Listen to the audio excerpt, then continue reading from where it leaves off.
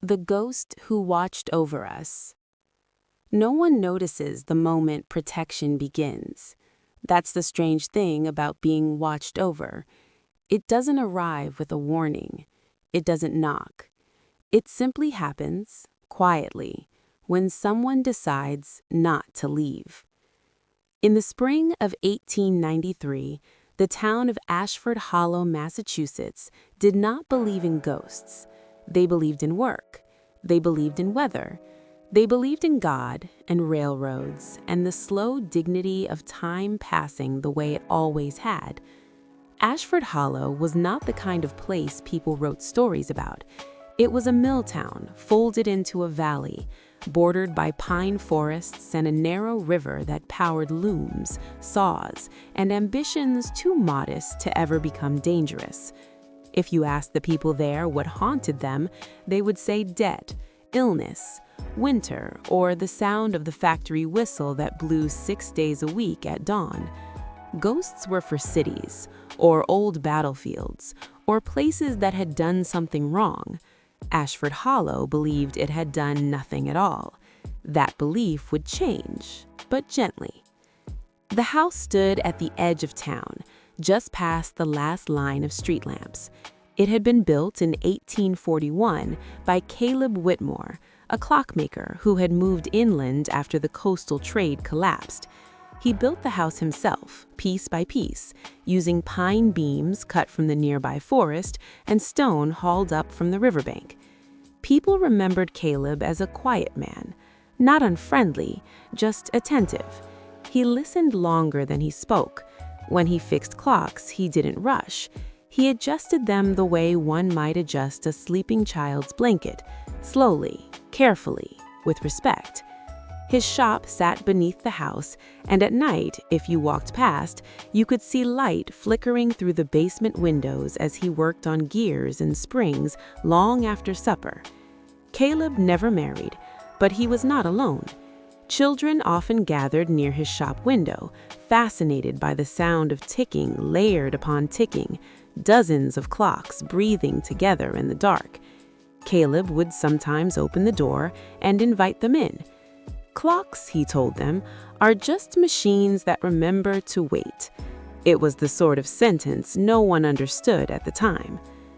Caleb Whitmore died in the winter of 1879, peacefully. No illness, no accident. He sat in his chair by the fireplace and simply did not get up again. The town buried him on a cold gray morning, and that was meant to be the end of it. The house was sold, then sold again, and again. Something about it never quite settled. The first family left after 6 months.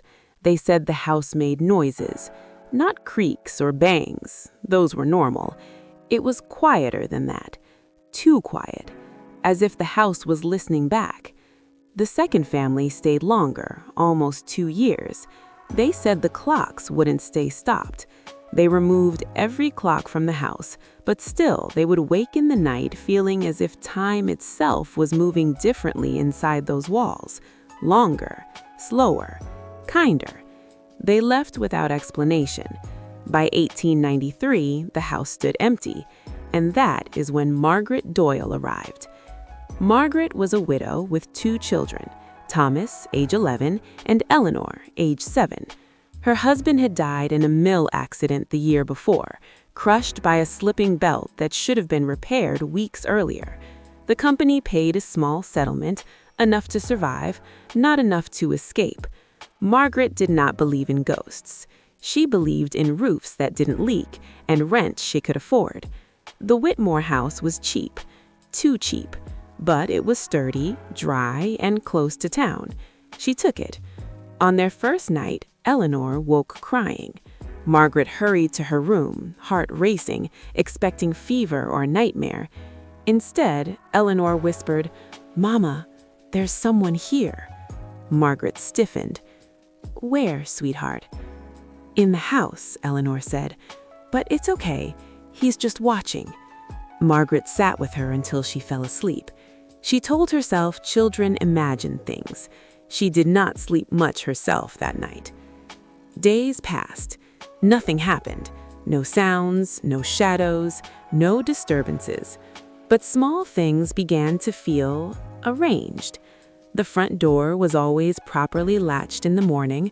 The fire never fully went out at night.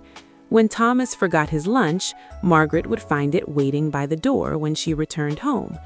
Once, during a thunderstorm, Eleanor wandered into the kitchen and announced calmly, "He says the river will rise, but not enough to reach us." The river rose. It stopped inches below the bank. Margaret began to feel something she could not name.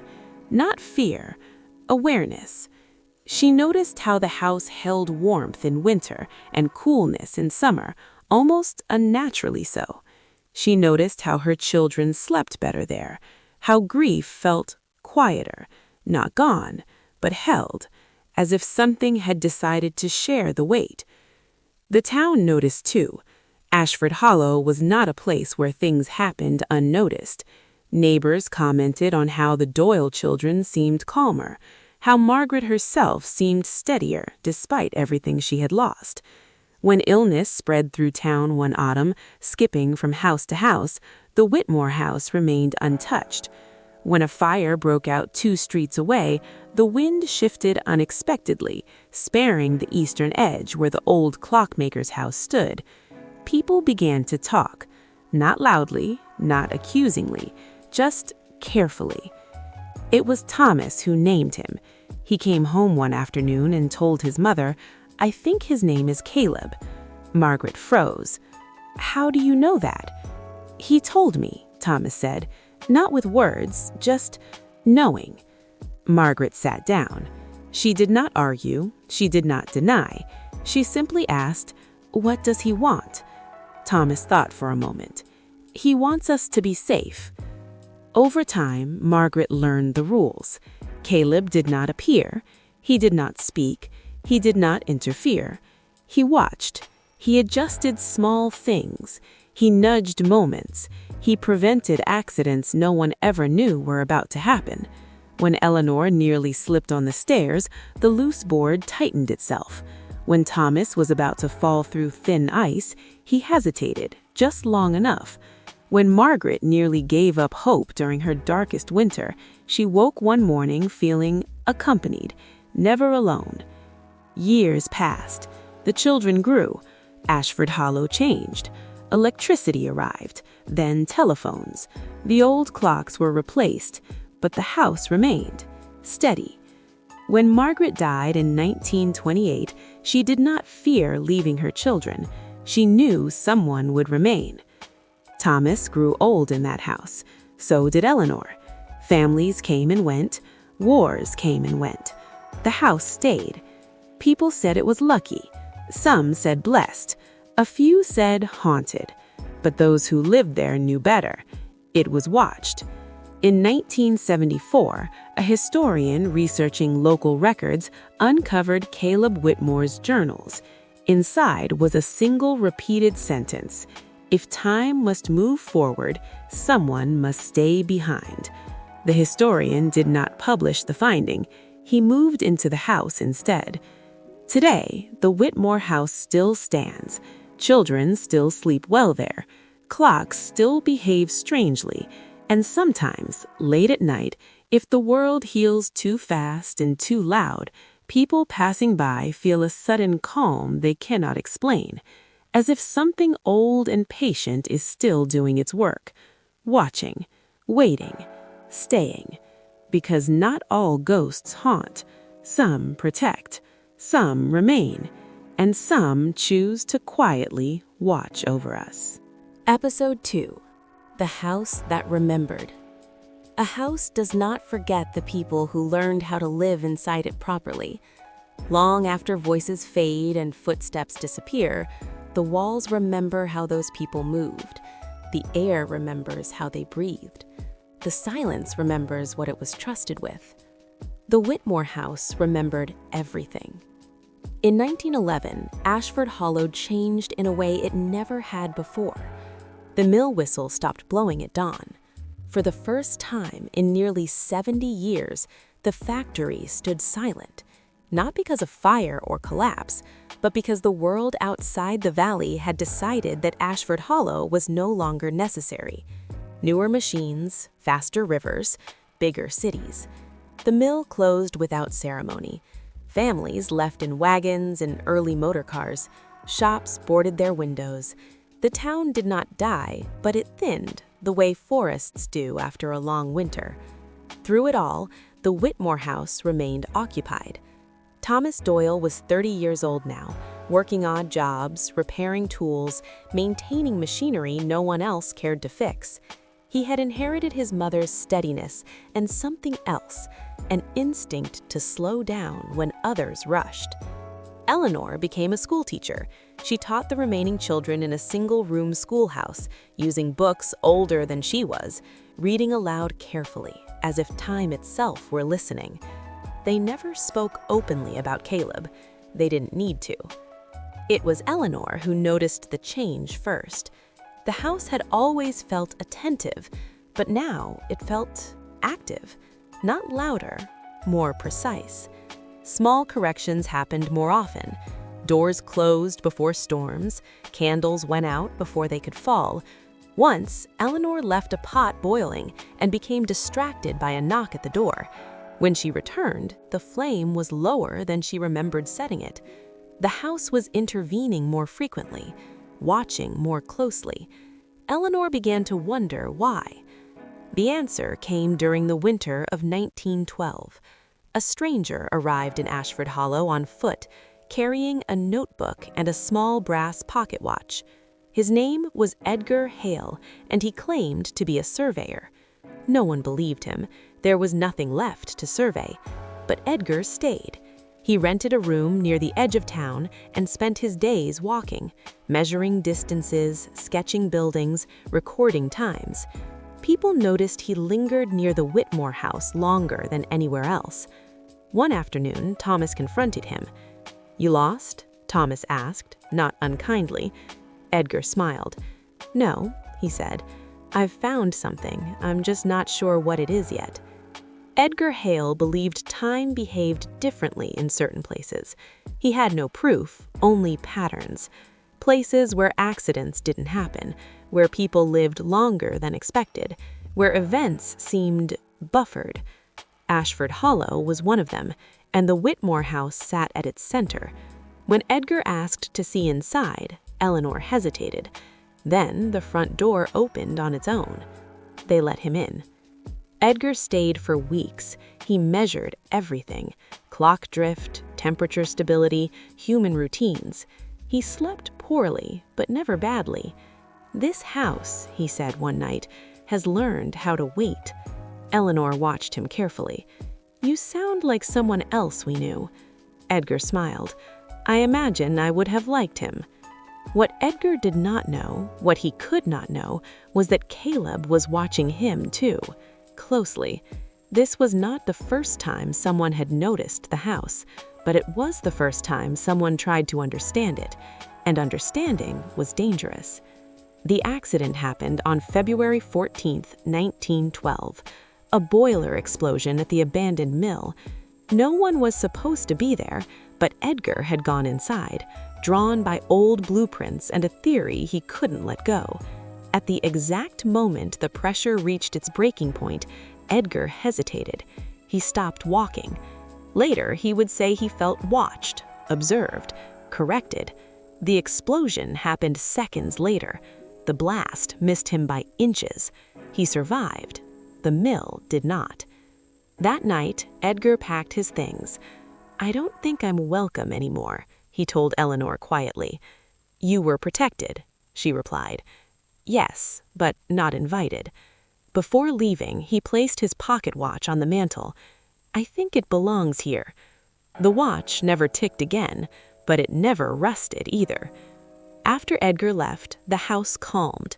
The intervention slowed, but something had changed permanently. The Whitmore house had been observed, documented, marked. In the years that followed, others came. Researchers, clergy, philosophers. None stayed long. The house tolerated presence. It did not tolerate extraction. Thomas married late. His wife, Lydia, never saw Caleb, but she felt him. When their son was born prematurely during a blizzard, the midwife swore the room had been warmer than the rest of the house. The child survived. When Lydia asked Thomas why he never worried, he said, "Because we're not alone." She believed him. By the 1930s, Ashford Hollow had become something unusual. Not a ghost town, a pause. Life moved differently there, slower, kinder. People passed through and felt rested without knowing why. The Whitmore house became a place people were quietly grateful for without understanding. Caleb did not age, did not fade, but he did something else. He adjusted. He learned.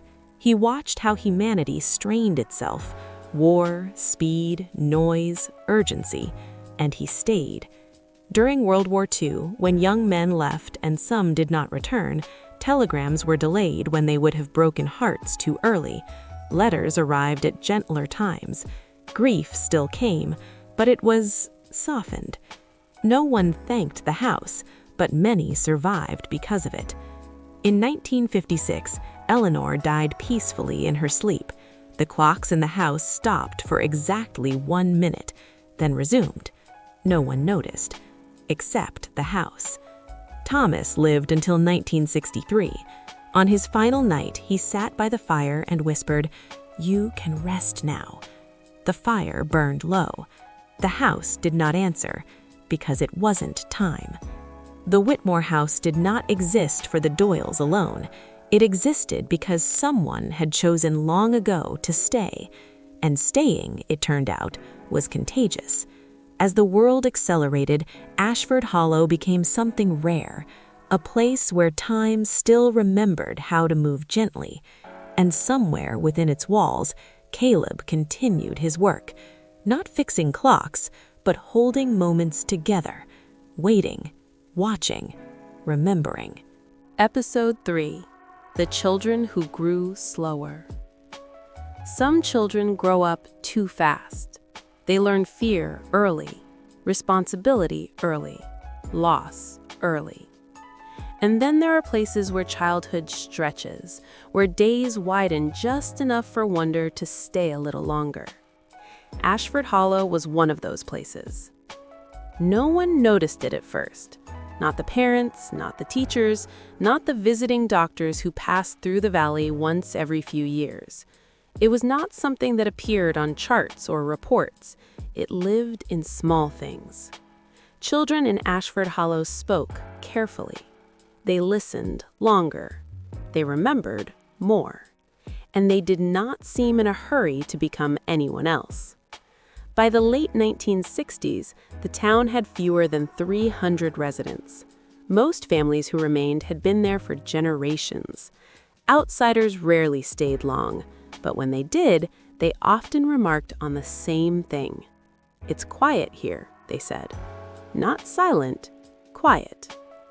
The Whitmore house still stood at the edge of town, unchanged. It did not look preserved, it looked attentive. Paint peeled slowly, wood aged evenly. The house never decayed in a way that felt urgent. Children were drawn to it, not recklessly, respectfully. They played on the lawn, but never crossed the threshold without permission. Parents noticed that scraped knees healed faster there. Nightmares faded quicker after sleepovers nearby.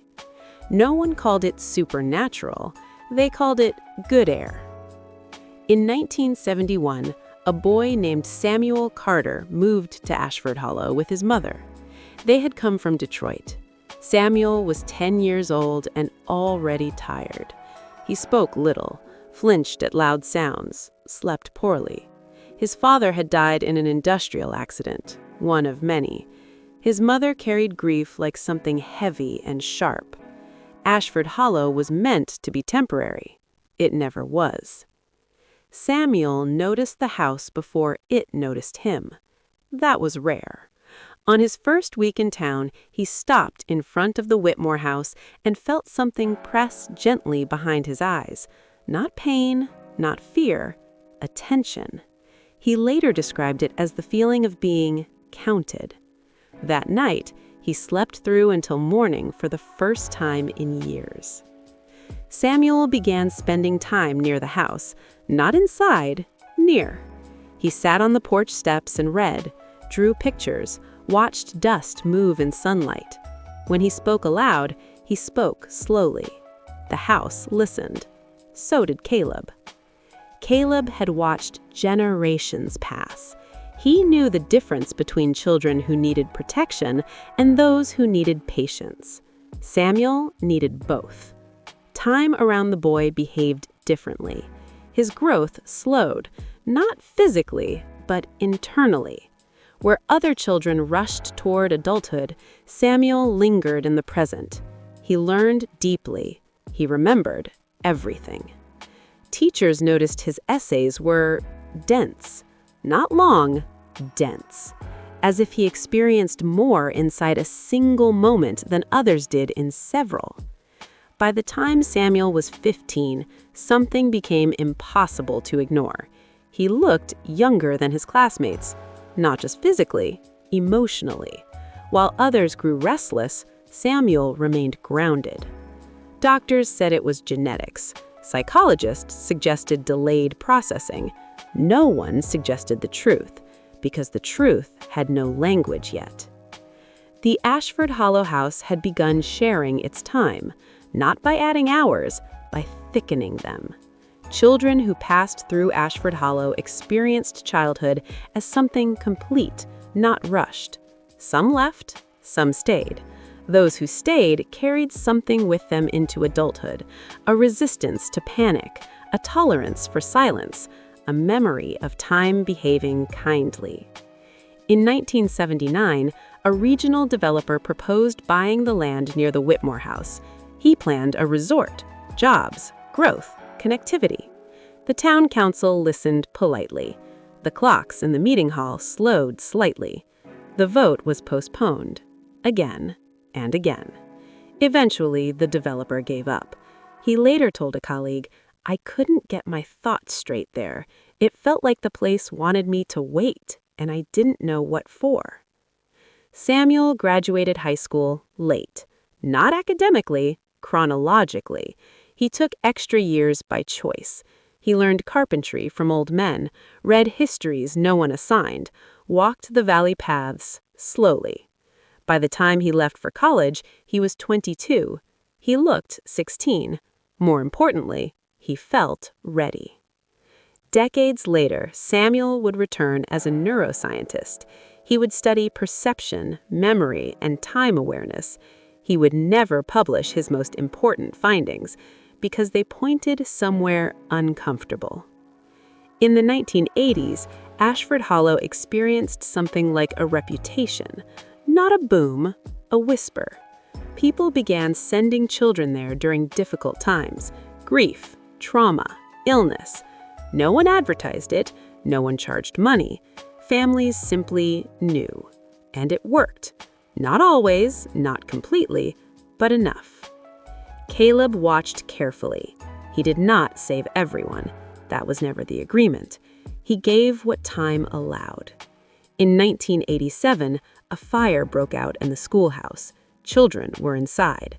The fire spread fast, too fast. Except inside the building, time stretched. Teachers later reported it felt like minutes passed before the flames moved. Every child escaped. The building was lost. No one died. Investigators blamed structural luck. The house knew better. By the 1990s, the world outside of Ashford Hollow was accelerating. Computers, networks, schedules packed tight. Children elsewhere grew anxious, younger. But inside the valley, childhood still unfolded fully. It was not longer, it was deeper. Samuel Carter returned in 1999. He stood in front of the Whitmore house and felt the same pressure behind his eyes. This time, he spoke aloud. "Thank you," he said. The house did not respond, but the wind softened. Caleb did not understand the future. He did not need to. He only understood what time asked of him, and for now, time asked him to watch over the young, to hold childhood gently while the world forgot how. Ashford Hollow remained small, unremarkable, and absolutely necessary. Because somewhere beyond charts and measurements, time was learning something from the children who grew slower. That growth was something to optimize. It was something to protect. And Caleb Whitmore would stay, as long as time allowed. There are fires that consume, and there are fires that hesitate. The difference is not temperature, it is permission. The night the Whitmore house should have burned down, the town of Ashford Hollow was already half asleep. It was late October, the kind of cold evening that smells like leaves and iron. Wind moved low through the valley, not fast, not slow, careful, as if choosing where to step. At 11:42 p.m., a spark landed where it had no right to. No one ever discovered how it happened. Later reports would suggest faulty wiring in a neighboring shed. Others blamed an unattended lantern left by hunters passing through. The truth was simpler and harder to accept. The fire wanted the house.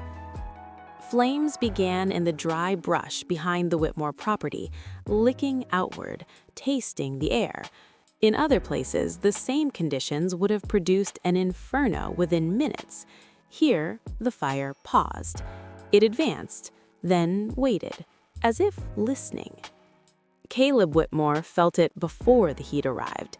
He had not slept in the way the living slept for over a century, but rest still came to him, long stretches of awareness softened by memory. The moment the fire crossed into the edge of the land, time shifted. Not slowed, focused. The house tightened around itself, not physically, but temporally. Its rooms grew patient. Its walls remembered rain. Caleb stood near the front window, watching orange light flicker across the trees. He did not feel fear. Fire had come before. It always did. The first human to notice was Mrs. Eleanor Briggs, who lived 2 houses down. She woke with the sense that something was wrong. Not noise, not smell, just the feeling of urgency without panic. She looked out her window and saw light where there should not have been any. She did not scream. She did not freeze. She put on her coat and walked outside. Time allowed her that choice. By the time the volunteer fire brigade was alerted, the flames had reached the outer fence of the Whitmore property. They should have jumped. They didn't. They crawled. The fire moved like something uncertain of itself. Firefighters later described it as thick, as if the air resisted it. Hoses were deployed. Water struck flame. The fire receded, then surged again, then hesitated. Inside the Whitmore house, clocks behaved strangely. Not the regulators, those had long since been removed, studied, hidden away, but the ordinary clocks. A grandfather clock in the hallway slowed its tick to a near stop. A worst watch left on the kitchen table lost 8 minutes and never recovered them. Time inside the house gathered itself. Caleb moved through rooms that had once been filled with life. The nursery, the study, the staircase where generations had run up and down laughing. He did not block the fire, he negotiated. Outside, something impossible occurred. The wind changed direction. Not suddenly, deliberately. It curved around the house, pushing smoke away from the structure, drawing flame outward instead of inward. Firefighters noticed it immediately. One of them, young, new to the valley, said out loud, "It's like the place doesn't want to burn." No one laughed. The fire reached the porch. Wood blackened, paint blistered, and then nothing. The flames stopped advancing. They burned around the house. They consumed trees. They devoured the old shed. They spared the Whitmore home as if it were surrounded by invisible water. At 1:03 a.m., the fire began to die. Not extinguished, satisfied.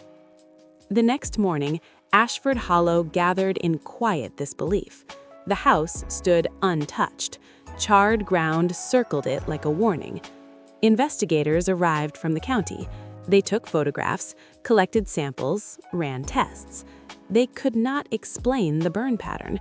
One man suggested underground moisture. Another blamed wind shear.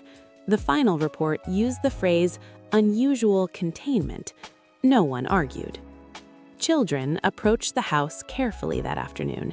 They stood where the grass had turned to ash and felt something warm that had nothing to do with heat. They felt safe. Parents noticed. They always did. Samuel Carter arrived that evening. He had driven through the night from Boston, where he now worked at a research institute that studied perception and temporal cognition. He stood at the edge of the property and closed his eyes. The moment stretched, then settled. He whispered, "You're still here." Caleb did not answer, but the house creaked softly, the way old bones do when adjusting. That night, something else happened, not visible, not dramatic. Time inside Ashford Hollow stabilized.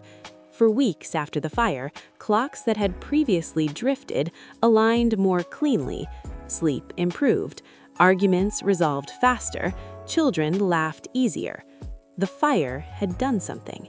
It had relieved pressure. Samuel stayed longer than planned. He spoke with the elders, listened to stories, compared memories. He noticed a pattern that disturbed him deeply. Major stress events, fires, storms, accidents, did not intensify chaos here. They slowed it, as if time itself intervened to prevent cascading damage. In his notebooks, he wrote something he would later regret sharing. Stress creates heat. Heat demands time. If time is available, destruction is negotiable. He did not publish this, but others would reach similar conclusions independently. By the mid-1990s, Ashford Hollow was quietly marked on certain maps, not public ones, internal ones, places where systems behaved oddly, places where time felt buffered. The Whitmore house became the center of attention, again.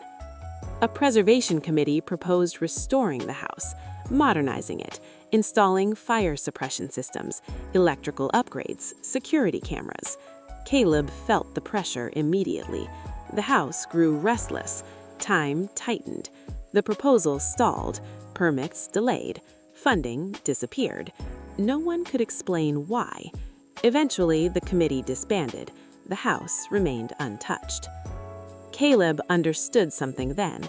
He was not protecting the house was protecting him, and through him, others. Years passed. The fire became legend. Children grew up hearing about the night the flames stopped. They did not find it frightening, they found it comforting. In 2003, a severe drought hit the region. Wildfires ravaged nearby counties. Ashford Hollow prepared to evacuate. The Whitmore house remained still. The fires came close, very close, and once again, they stopped. Not completely, just enough. Samuel Carter, now gray-haired and careful with his words, attended a closed-door symposium that same year. Scientists spoke about time anomalies, synchronization failures, subjective compression. He listened, then stood and told a story, not of equations, of a house, a fire, and time that refused to hurry destruction. The room fell silent. Afterwards, a woman approached him. She asked quietly, "Do you think time can choose mercy?" Samuel answered just as quietly, "I think time chooses coherence. Mercy is how we experience it." Back in Ashford Hollow, Caleb resumed his watch. He did not know how long he would remain. He only knew this: as long as places like this existed, time still believed in humanity enough to intervene. Fire will come again. It always does. But the house had shown something important. Time does not always destroy faster under pressure. Sometimes it slows to save what matters. And as long as someone listens, the fire will wait. Episode 5: The Stranger Who Almost Stayed. Most ghosts are bound to places, but a few are bound to people, and those are the most dangerous, not because they harm, but because they can follow. The stranger arrived in Ashford Hollow on a Wednesday that felt heavier than the calendar allowed. No storm, no headlines, just a thickness in the air, as if time itself had decided to sit down instead of move forward. His name, according to the motel register, was Thomas Hale.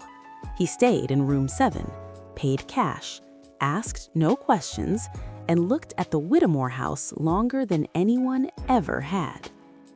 Caleb noticed him immediately, not because Thomas crossed the property line. He didn't. Not because he stared. Many people stared. Caleb noticed him because time reacted. It tightened, not in warning, but in curiosity. The clocks inside the Whittemore house paused for half a breath when Thomas arrived in town. That had never happened before. Thomas Hale was not young, nor was he old.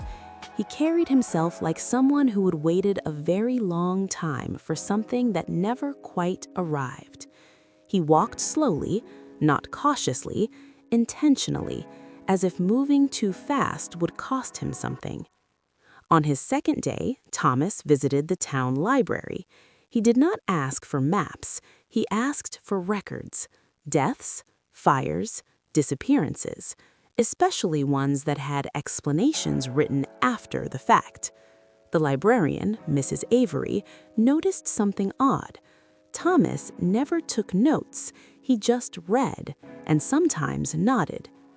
Caleb watched from the house, not physically, not fully. His awareness brushed against Thomas's presence and felt something unsettling, recognition, not of the man, but of the weight he carried.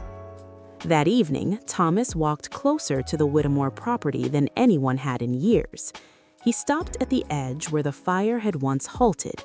He stood there for a long time, then spoke, not loudly, not fearfully, just honestly. "I know you're there." The air shifted. The house did not respond. Caleb did. Time flexed, just enough. Thomas felt it. His breath caught, not in terror, but in relief. For the first time in decades, he was certain he wasn't imagining things. Thomas sat on the old stone wall and told the night a story.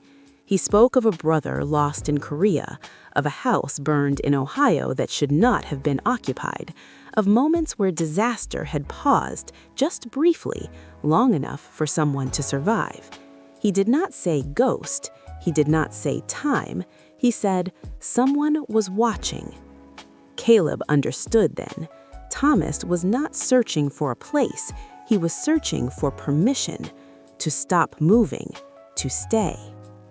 That night, Thomas dreamed of clocks without hands, of rooms that breathed, of a man standing in a doorway who looked tired but kind.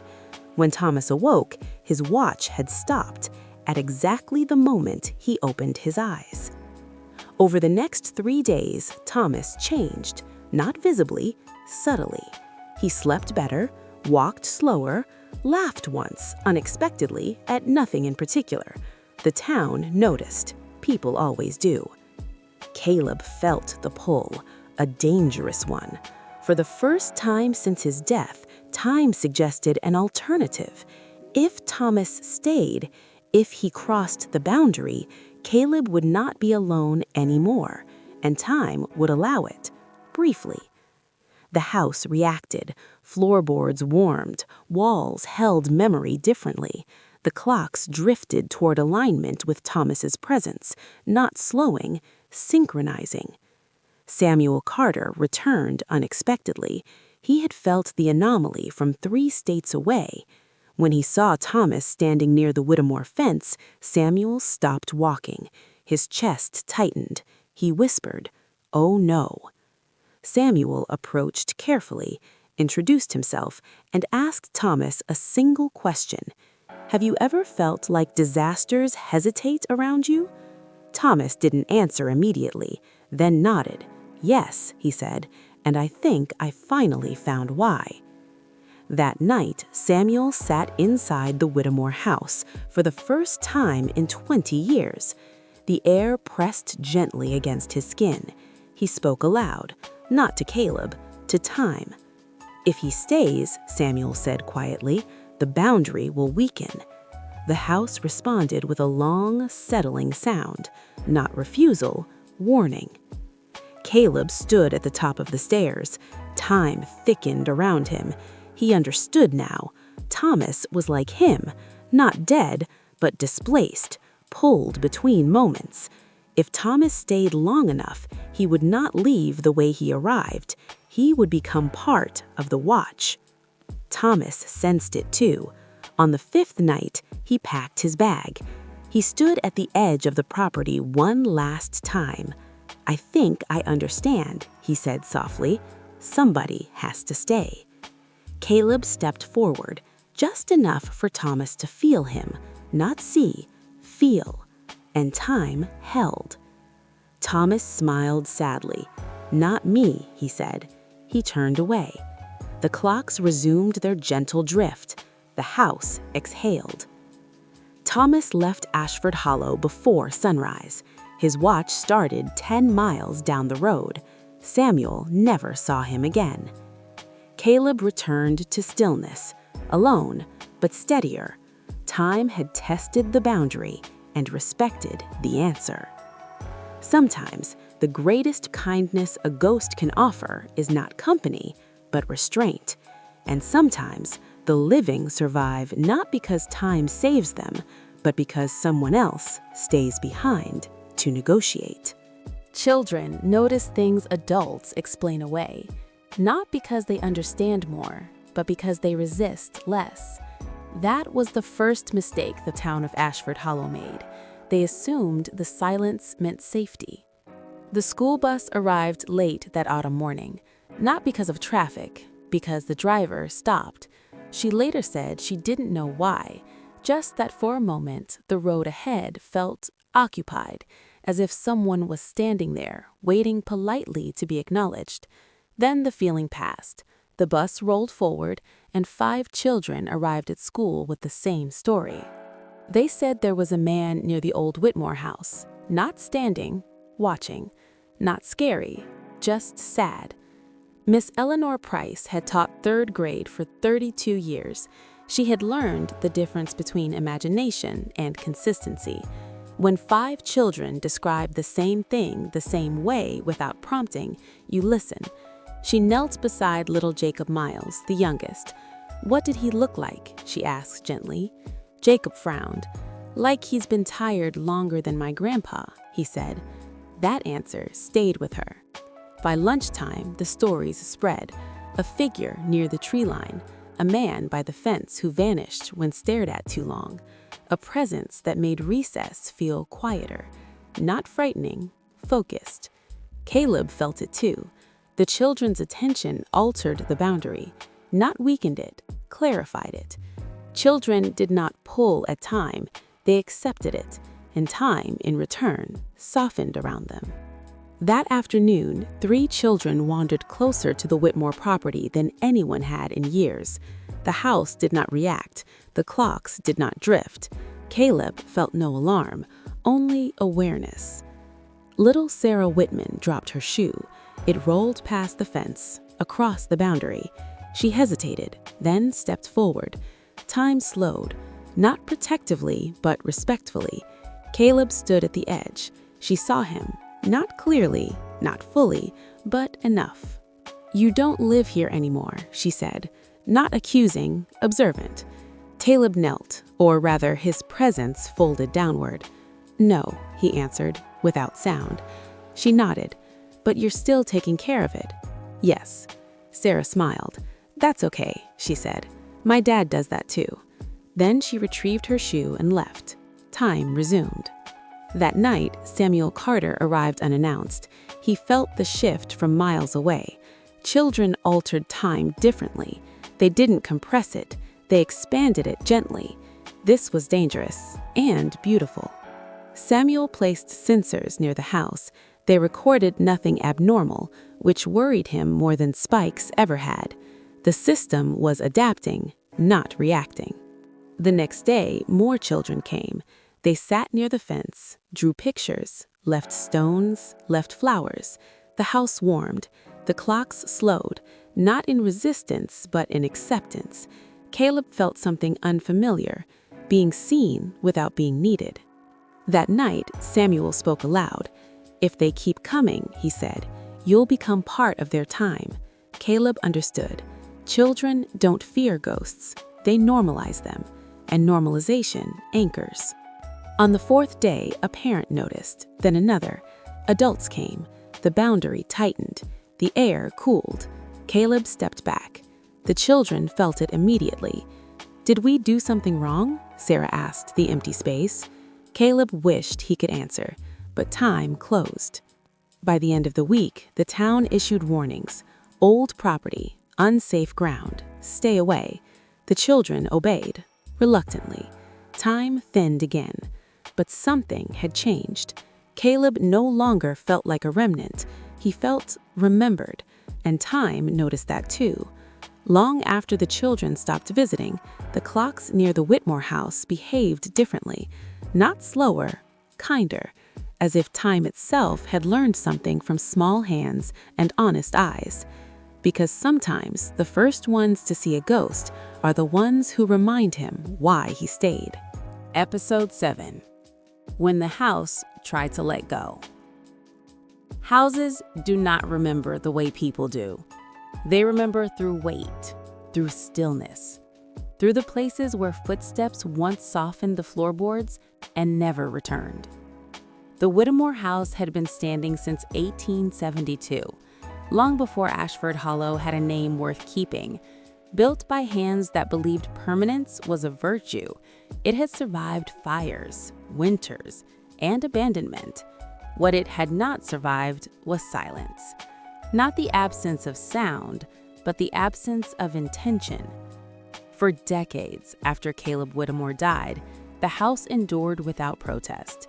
Windows broke and were never replaced. Ivy claimed the north wall. Snow pressed down harder each winter. Yet something held the beams upright longer than wood should allow. People said the house refused to fall. They were closer to the truth than they knew. Caleb felt the shifts before the structure did. It began as a loosening, a subtle lightness in the air, as though the house were inhaling and not finishing the breath. Time around the property had been thinning for years, retreating slowly, cautiously. But after the children left, after their attention was withdrawn, the balance changed. The house began to forget why it was standing. Caleb sensed it in the way his presence no longer filled the hallway the same way. Corners felt less defined. The stairs did not echo him as clearly. The boundary that once held him close now wavered. He understood what was happening. The house was trying to release him. Structures, like time, seek efficiency. A house without purpose becomes excess, and excess invites collapse. The first sign was physical. A supporting beam in the east wing cracked overnight. Not dramatically, quietly, just enough to be noticed by the sparrows that lived in the eaves. The second sign was temporal. Clocks placed near the property by Samuel Carter, hidden beneath brush and debris, began correcting themselves less frequently. They no longer resisted drift. They accepted it. That was worse. Samuel returned 3 days later. He did not park near the house. He approached on foot, slowly, deliberately, as if time itself were skittish. He stopped at the edge of the property and felt it immediately. The place was letting go. "You can't," he said aloud, though he wasn't sure who he was addressing. The house, Caleb, time. Inside, a floorboard gave way. The sound echoed louder than it should have. Caleb reacted instinctively, his presence rushing toward the fracture, pressing against it, not physically, but directionally. Time thickened around the damaged area. The collapse slowed, not stopped, delayed. Samuel's instruments spiked, then steadied, then spiked again. "Damn it," he whispered. The system was oscillating, not breaking, negotiating. That night, a storm rolled in, the kind that announces itself hours in advance, dragging pressure behind it like a threat. Rain struck the roof harder than it had in years. Water found old weaknesses. Wood swelled. The house groaned, not in pain, but in indecision. Caleb stood in the center of it, feeling every vibration pass through him like memory. This place had held births, deaths, meals, arguments, silence. Now it was deciding whether any of that still mattered. At precisely 2:17 a.m., the west wall shifted. A window frame split. Glass shattered inward. The sound tore through the night. Caleb moved without thinking. He anchored. Time responded. The collapse slowed to a crawl. Rain hung in the air longer than it should have. Droplets stretched. Sound dulled. The house paused. Samuel saw it from the road. Not the wall, the pause. His equipment screamed. Time density surged locally, then stabilized. He knew what Caleb was doing, and he knew the cost. Anchoring took energy, not physical energy, continuity, presence, identity. Caleb was binding himself more tightly to the house than ever before. If the house fell now, he would not remain. He would go with it, not move on, disperse. The storm passed by morning. The damage was severe, but incomplete. The house still stood, barely. Samuel approached at dawn. The air felt heavy, not oppressive, weighted, like something important had been placed gently but firmly in the space. "You can't hold this forever," Samuel said. Caleb did not respond, but time shifted subtly, acknowledging the truth. Over the next few weeks, repairs began. Not official, not permitted, just people. An old carpenter who claimed he hated history rot. A woman who brought tarps and nails. A retired engineer who stabilized a beam just until the town figures it out. No one coordinated. No one announced it. They just showed up. Time responded again, stabilizing, cooperating. Samuel watched from a distance. This was not intervention. This was permission. The house was no longer excess. It was wanted. And time noticed want. Caleb felt lighter, not because he was leaving, but because he no longer had to hold everything alone. The house wasn't trying to let go anymore. It was adapting. One evening, as the sun dipped low, Sarah Whitman returned. She stood at the fence, older now, more cautious, but still open. She placed a small wooden bird on the ground. "I heard they're fixing it. I hope you don't mind," she said softly. Caleb stood near the doorway. She couldn't see him clearly anymore, but she felt him, and that was enough. The house creaked gently, not in warning, in relief. Time, observing quietly, adjusted its stance. Not retreating, not advancing, just staying, for now. Because sometimes, when a place remembers why it exists, time decides it's worth waiting with it.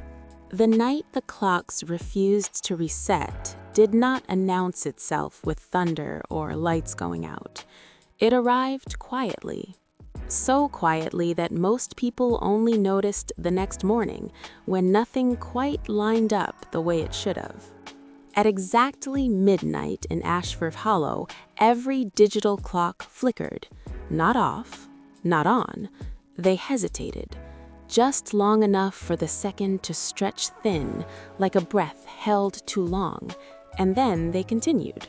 All except three: the antique regulator clock in the Whitmore house, the atomic reference unit in Samuel Carter's lab, and the brass pocket watch sealed behind glass in the county museum.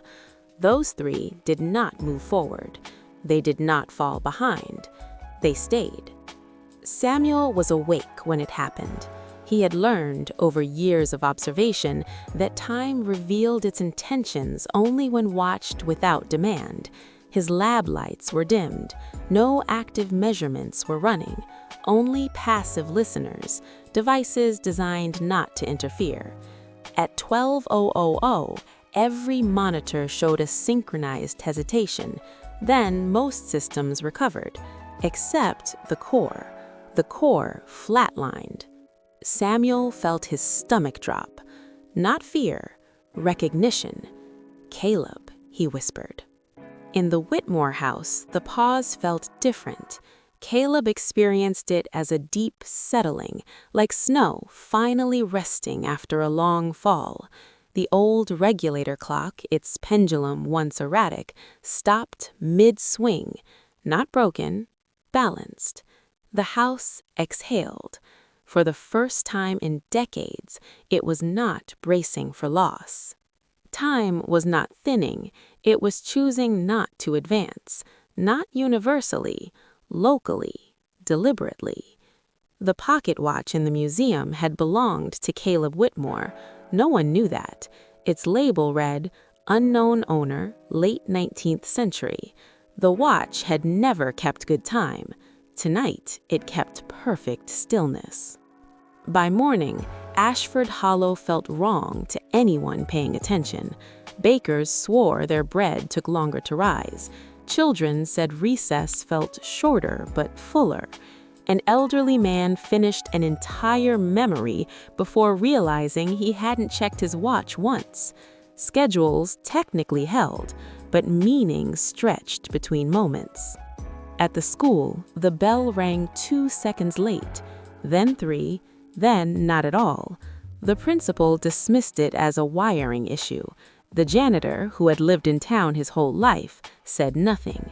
He felt watched, not by something threatening, by something patient. Samuel drove to the Whitmore house before noon. He didn't bring equipment, only the notebook he rarely opened. Inside, the air was thick but calm, not stagnant, occupied. "You did this," Samuel said. Caleb stood near the staircase.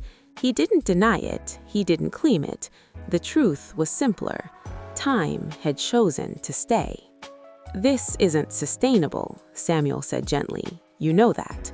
Caleb's presence shifted, brushing against the walls, the floor, the clock. He wasn't trying to stop time everywhere, only here, only enough, a sanctuary. The regulator clock twitched, once, twice, then resumed, slow, steady, different. Elsewhere, the effects spread, not outward but inward. People across the country reported moments where time felt less aggressive. Hospitals noted reduced panic during night shifts. Prisons reported fewer altercations during lockdown hours. No one connected the dots. Time doesn't need credit. The only ones who understood were the clocks that refused to reset. They were not malfunctioning, they were opting out. At the museum, a guard noticed the pocket watch hadn't advanced all day. He filed a maintenance request, then erased it. He didn't know why. It just didn't feel right to interfere.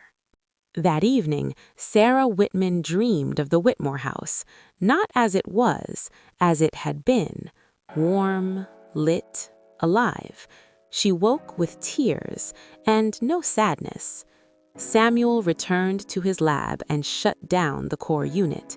For the first time in his career, he stopped measuring. He wrote instead. Time does not flow, it listens.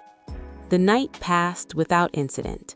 No collapse, no surge, just alignment. By dawn, most clocks behaved normally again, but something fundamental had shifted.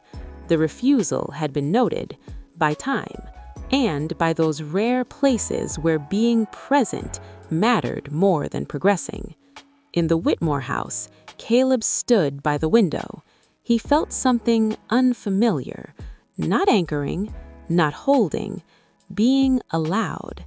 Time, for reasons no equation could explain, had decided this place did not need correction. It needed patience. And patience, once granted, is never given lightly. Episode 9. The Woman Who Heard the Silence. Silence is not the absence of sound. It is the presence of something that does not need to speak. Sarah Whitman learned this on a Tuesday morning she could not explain. She woke before her alarm, not because of noise, because of stillness, the kind that feels intentional. Her bedroom window was open just enough to let in the early air from Ashford Hollow. Birds should have been arguing in the trees by now. A car should have passed. A distant lawnmower, a barking dog, anything. Instead, there was a pause. Not empty, held. Sarah sat up slowly, afraid to move too fast, as if sudden motion might shatter whatever balance the room had found overnight. Her phone read 6:42 a.m., perfectly ordinary, and yet she knew, without knowing how, that time was listening. Sarah was not special. That was the first thing she would have told anyone. She was a middle school history teacher, born and raised in Massachusetts, recently transferred to Ashford Hollow because the town needed someone who could teach local heritage without romanticizing it. She liked facts, dates, documents, stories grounded in evidence. Ghosts, to her, were metaphors, until the silence followed her downstairs. The coffee maker took longer than usual, not mechanically, emotionally. The drip felt deliberate, each drop arriving with purpose instead of urgency. Sarah checked the clock. It hadn't moved in nearly a minute. Then it ticked. Once, as if acknowledging her attention. Her stomach tightened. At school, students were calmer, not quieter, children never are, but focused. They finished thoughts before interrupting. They listened. When Sarah began a lesson on early New England settlements, she noticed something strange. No one checked the time, not once.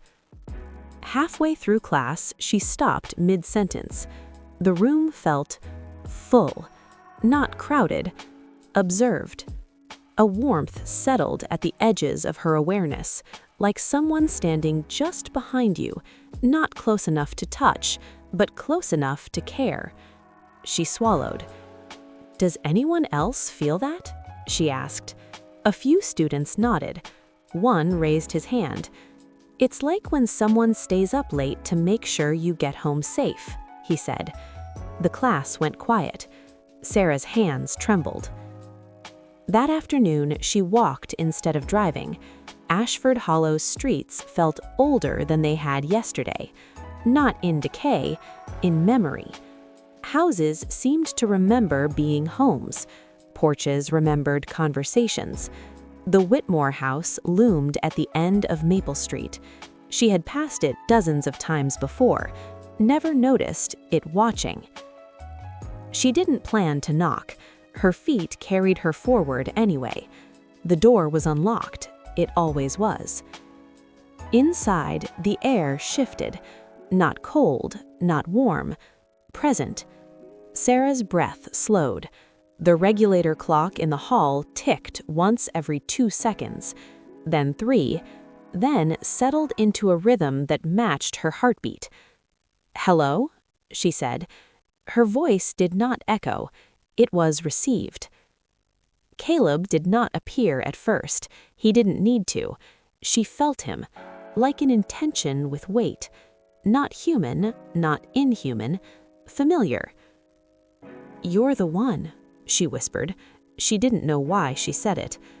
A pressure, gentle as a hand on her shoulder, answered. Not the one, a one. Someone who could hear the silence without trying to fill it. Images passed through her mind, not visions, memories that weren't hers. A young man repairing a clock by lamplight, a house full of voices, a promise made without words, to watch, to wait, to keep. Tears slid down her face, not fear, recognition. "You stayed," she said. Caleb's presence deepened. He had, not out of obligation, out of care. Time had noticed that. Time had agreed. Outside, a car passed. The world had not stopped. It had softened. Sarah sat on the staircase for what felt like hours. When she finally stood, the clock resumed a normal rhythm. Time, satisfied, moved on. That evening, she wrote in her journal for the first time in years. Not notes, not analysis, just this. Something is watching us, and it wants us to be okay. Across town, Samuel Carter read sensor logs that made no sense. Time density had increased, not through force, through stillness. A human variable had entered the equation, someone who could hear when time stopped asking to be used. In the museum, the pocket watch ticked once, then waited. That night, Sarah dreamed of walking through a field at dusk. Someone walked beside her. They did not speak. They did not need to. When she woke, the silence was gone, but the listening remained. Ashford Hollow had always been a quiet town. Now it was attentive. And for the first time since the clocks began arguing, time had found someone willing to hear it breathe. Episode 10. When Time Asked a Question. Time does not speak in words. It asks questions through hesitation, through pauses that feel heavier than motion, through moments when the world seems to inhale and wait. Ashford Hollow felt that inhale 3 days after Sarah Whitman first heard the silence. It began with the bells. Not church bells, those had been removed decades ago. These were smaller sounds. Door chimes that rang twice instead of once, school bells that lingered a fraction longer in the air, phone notifications that arrived late, then apologized by vibrating twice. No one panicked. They adjusted. Humans are good at that. Sarah noticed it first during roll call. She called a student's name. There was a delay before the answer. Not confusion, consideration, as if the child had checked with something unseen before responding. "Here," the boy said, smiling faintly. Sarah paused. "Did you feel that?" she asked gently. He nodded. "It's like someone wanted to make sure I was ready." That afternoon, Samuel Carter stood in front of a wall of monitors beneath the Ashford Hollow Historical Museum. The sensors had gone quiet. Not offline, peaceful. The oscillations that once screamed instability now traced smooth, patient curves. Time density had increased again, without machinery, without intervention. Samuel felt something close to fear and something closer to relief. "Run it again," he said. The technician hesitated. "It's already stable," she replied. Samuel swallowed. That was the problem. Across town, the Whitmore house had become awake, not animated, aware. Light moved through it differently. Dust settled with purpose. The regulator clock did not correct itself anymore. It listened. Sarah returned that evening, unsure why. She brought no instruments, no notebooks, only herself. The door opened as if expecting her. "You're changing things," she said softly. The air pressed gently around her. Not accusation, inquiry. This was the question, not spoken, felt. Are you willing to slow with me? Sarah sat on the floor. No chair, no rush. Minutes passed, or maybe something else passed. She thought of her students, of childhood afternoons that stretched endlessly, of evenings before screens demanded attention. She breathed. Time responded. In the city 2 hours away, traffic signals fell out of sync, not dangerously, curiously. Drivers slowed.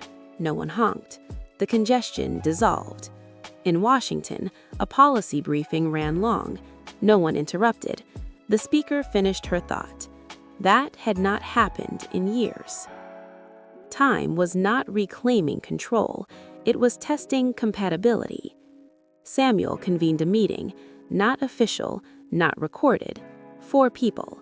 All had seen the same thing. Time stabilized where humans stopped forcing it. This isn't a system failure, Samuel said. It's a negotiation. No one argued. That night, Sarah dreamed again. She stood in the Whitmore house. Caleb was there now, not visible, present. She felt his attention shift, not outward, but inward. His watching had become waiting. You don't have to stay, she whispered. The silence answered. I'm asking if you will. The next morning, Ashford Hollow woke later. Stores opened when people arrived. School began when students were ready. No one scheduled it. It happened. News outlets tried to report the anomaly. Their segments ran long. Viewers stayed. Something felt kind. Time asked its question again, through missed deadlines, through softened urgency, through the relief of not being chased. Would humanity continue to sprint, or would it learn to walk beside what had been carrying it all along?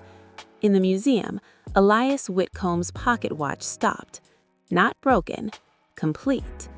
Samuel closed the case. For the first time in his career, he did not log the timestamp. Sarah stood on her porch at dusk. She felt the watching presence not behind her, but beside her, equal. Time had asked, and humanity, without realizing it, had begun to answer. The strangest thing about the day nothing urgent happened was that the world did not collapse. No alarms rang. No disasters announced themselves. No headlines screamed for attention. And yet, by mid-morning, people across Ashford Hollow felt something unfamiliar tightening and then loosening in their chests. The pressure was gone.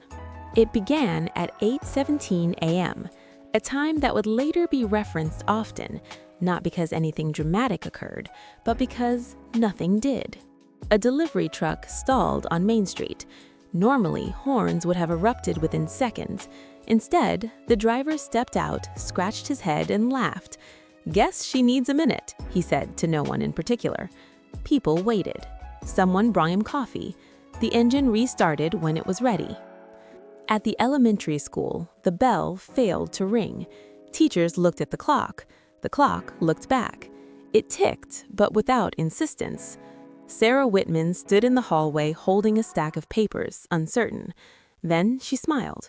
"Let's start when everyone's here," she said. Students drifted in. No one was late. In Washington, a subcommittee meeting adjourned without conclusion, not because of disagreement, because no one felt compelled to force one. "We'll think," the chair said. And they did. Samuel Carter was awake before dawn. He had not slept well, not from stress, but anticipation. The data coming in from Ashford Hollow was unlike anything he had seen. Time density had increased again, but this time it wasn't local, it was spreading, not like a wave, like permission. "Are we causing this?" a junior analyst asked. Samuel shook his head. "No," he said quietly, "we're witnessing it." At the Whitmore house, the silence had changed. It no longer hovered, it settled. Sarah felt it when she arrived that afternoon. The air no longer asked questions, it offered companionship. "I don't know what comes next," she said aloud. The house did not answer, but the weight in her chest eased. Across the country, small deviations appeared. Stock trades executed a fraction later. Algorithms slowed themselves to prevent errors. A flight crew delayed departure, not for weather, but because the captain wanted to finish a thought. Passengers applauded. No one knew why. Media outlets struggled. Urgency was their language. Without it, they stumbled. One anchor paused mid-sentence. "I think," she said slowly, "we can talk about this tomorrow." The clip went viral. That evening, Ashford Hollow held a town meeting. Not scheduled. It simply happened. People gathered in the square as the sun lowered. Children sat on steps. Elders leaned on canes. No one checked phones. "What's happening?" someone asked. No one answered immediately. Finally, an old man spoke. "My wife used to say time behaves better when you listen to it." Silence followed. Not awkward, respectful. Sarah felt the presence then, not watching, standing with them. She realized something that made her breath catch. The ghost, Caleb or whatever he had become, was no longer guarding. He was resting. In the museum basement, Elias Whitcomb's regulator remained still, not inert, complete. Its purpose fulfilled not by success, but by obsolescence. That night, people slept deeply. Dreams were longer, not vivid, meaningful. Somewhere in the global network of clocks, a correction signal was sent. It failed, not rejected, ignored. Time was no longer responding to commands. It was responding to behavior.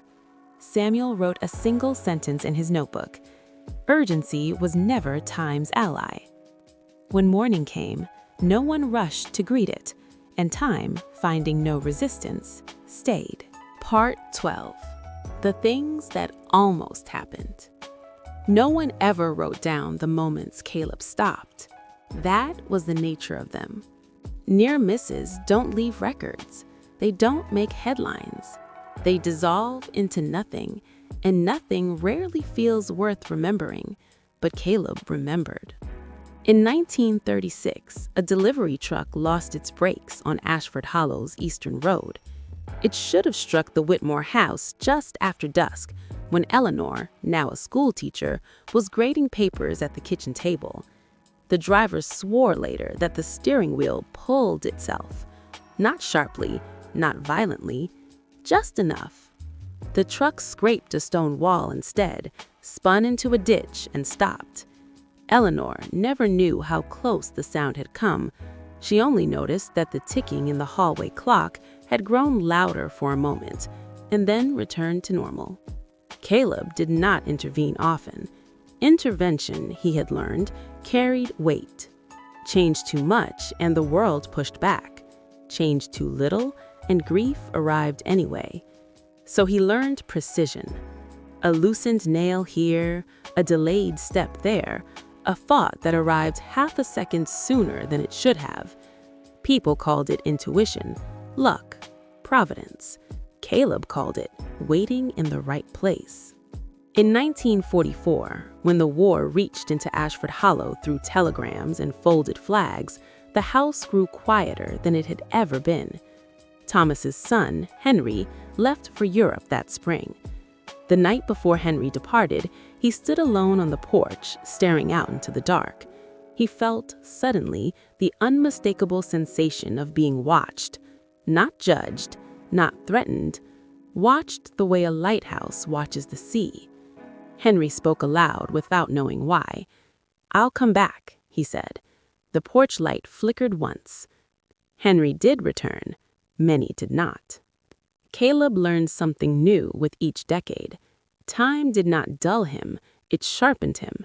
He learned that houses remembered footsteps, that wood carried echoes longer than voices, that children sensed truth before language interfered. Most of all, he learned that protection did not require presence, it required attention. In 1962, a young couple rented the house briefly. They fought constantly. Voices rose, doors slammed. Caleb did nothing at first. Some storms must exhaust themselves. But one night, when anger tipped toward violence, the hallway light blew its fuse. Darkness fell. Silence followed. The couple stood there, startled, breathing hard, suddenly aware of how far they had gone. They moved out a week later. No one was hurt. Caleb considered that a success. Children continued to feel him. They always did. One summer afternoon in 1981, a visiting niece sat cross-legged on the attic floor, playing with nothing at all. Her mother called up, confused. "Who are you talking to?" The girl smiled. "The old man. He keeps the house company when everyone leaves." Caleb could not think of himself as lonely. Loneliness implied wanting. Caleb had chosen. He had stayed behind when time moved forward because someone had to. Someone always did. The clocks taught him that. Every mechanism needed an anchor point, a fixed gear that didn't travel far, so the others could move freely. When the historian grew old and passed quietly in his sleep, the house exhaled. New tenants arrived years later. Different furniture, different names, same warmth, same calm, same subtle sense that if they forgot something important, it would somehow remind them. Late at night, Caleb sometimes wondered how long staying truly meant. Decades? Centuries? Until the house fell? Until memory faded completely? He did not know, but he knew this. As long as the world hurried, as long as people stumbled, as long as danger approached quietly, he would remain, watching the things that almost happened, and gently, patiently, making sure they never did. Part 13. When the watching was no longer needed. The change did not announce itself. It never did. Caleb noticed it the way he noticed everything else. Not all at once, but through absence. The first thing to go was urgency. Years passed without close calls, no near falls, no sharp turns of fate needing adjustment. People still made mistakes, still suffered losses, still grieved. But the dangers that once brushed the house and required his hand simply stopped coming. It was as if the world had learned, or perhaps the house had taught it. The Whitmore house had become a place of remembering. People who lived there listened more, paused longer, checked twice before stepping forward. Children raised in its rooms grew into adults who trusted quiet instincts, who waited instead of rushing, who noticed when something felt just slightly wrong. Caleb realized, slowly, that protection had spread. It no longer belonged to him alone. One winter evening, decades into a century no one he had known would have recognized, the house creaked differently. Not settling, not warning, letting go. Caleb felt it then, a sensation he had not felt since his last breath by the fireplace. Lightness. A young woman slept upstairs that night. She had moved in after a long illness, choosing the house simply because it felt safe. She dreamed of clocks without hands, all ticking together, then stopping, one by one, until only silence remained. In the dream, an old man stood in the doorway, smiling gently. "You don't need me anymore," he said. She woke with tears on her face and no sadness to explain them. Caleb walked the house for the final time. He did not pass through walls. He touched them.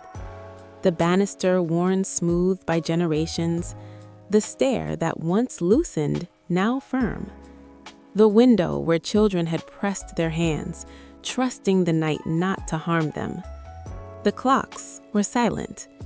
They had been for years. They no longer needed to remember how to wait. Outside, dawn approached. Caleb stood at the threshold. For the first time since 1879, he felt time pull him forward instead of past him. He understood then what the journals had never finished writing. Staying was never meant to be permanent. It was meant to be enough. As the sun rose, something unseen loosened its grip. The house did not grow colder. The warmth remained. The calm remained. Only the watching ended. Years later, people would still say the Whitmore house felt different from others. Not haunted, not blessed, just steady. A place where bad things seemed to hesitate. A place where grief softened faster. A place where nothing urgent happened. And if someone ever wondered why the house felt the way it did, why time seemed kinder within its walls, they would never find a name, only the result. Because when protection finishes its work properly, it disappears, and the world continues, slightly safer than it remembers being.